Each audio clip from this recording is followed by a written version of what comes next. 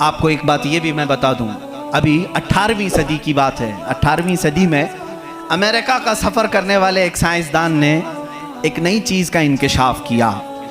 Atlantic ocean میں یا سمندر کے ایک حصے میں ایک ایسی جگہ ہے جو بالکل ہی ڈارک ہے، ڈارک سپیس اس کو کہتے ہیں، یعنی وہاں روشنی بالکل نہیں، سورج کی ایک کرن بھی وہاں نہیں آتی، اتنا وہاں پر اتنی وہاں تاریکی ہے۔ یہ کب؟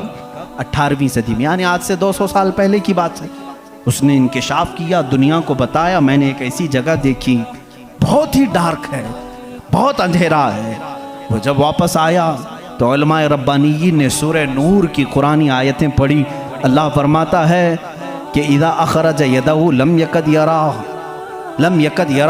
ومن لم یجعل اللہ لہ نورا فما لہ من نور۔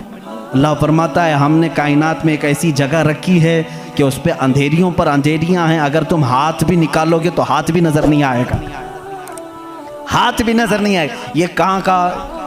یہ علم البحر جس کو کہتے ہیں، سمندروں کا علم رکھنے والا جو پوری زندگی سمندروں کی کھوج میں لگا دیا، وہ لا کر کے بتایا۔ اس نے سوچا میں بہت بڑا تیر مارا ہوں، لیکن جب بتایا قرآن پڑھنے والوں نے کہ یہ تو قرآن میں ہے، اللہ فرما رہا ہے ایک ڈارک سپیس ہے کائنات میں جہاں تم ہاتھ بھی نکالو گے تو نہیں نظر آئے گا، اتنا ڈارک ہے۔ وہ سٹپٹا گیا، پریشان ہوا، میں اس کی تحقیق کروں گا۔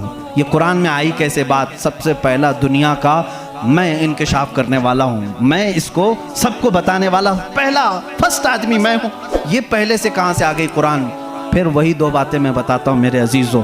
اس کو بھی یہی جھٹکا لگا کہ یہ قرآن اس زمانے میں نازل ہوا جب سائنس کا وجود نہیں تھا، اور اس پر نازل ہوا جس کو دنیا میں کسی نے سکھایا نہیں تھا۔ بعد میں پھر اس نے یہ سوچا شاید ہو سکتا ہے پروفیٹ محمد صلی اللہ علیہ وسلم سمندروں کا سفر بہت کرتے ہوں گے، ان کے سمندروں کے سفر میں شاید کبھی یہ جگہ آ گئی ہوگی، اس لیے انہوں نے اپنے من سے قرآن میں یہ لکھ دیا ہوگا۔ اس نے یہ نتیجہ نکالا، لیکن دوسرے ہی دن اسے پھر بڑا جھٹکا یہ لگا کہ جب سیرت مصطفیٰ پڑھا اس نے، اللہ اکبر، حضور کی 63 سالہ زندگی میں آپ نے ایک مرتبہ بھی سمندر کا سفر کیا ہی نہیں۔ یہ بہت بڑا جھٹکا لگا کہ وہ محمد صلی اللہ علیہ وسلم کبھی پوری زندگی میں سمندر کا سفر کیے ہی نہیں۔ میرے عزیزو، اس بات میں غلط فہمی میں نہ آنا کہ وہ سمندروں کو نہیں جانتے تھے، وہ معراج کا سفر کرنے والا رسول سمندروں کو ضرور جانتا ہے، لیکن یہ حکمت الہی تھی کہ کبھی سمندر کے سفر کرنے کا اتفاق نہیں ہوا۔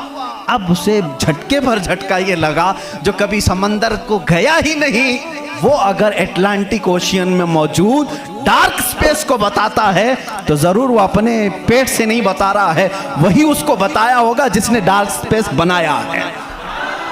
یہی اللہ رب العزت کے وحدانیت کی نشانیاں ہیں، اس کے وجود کی نشانیاں ہیں۔ قرآن پڑھو، اس میں بہت ساری چیزیں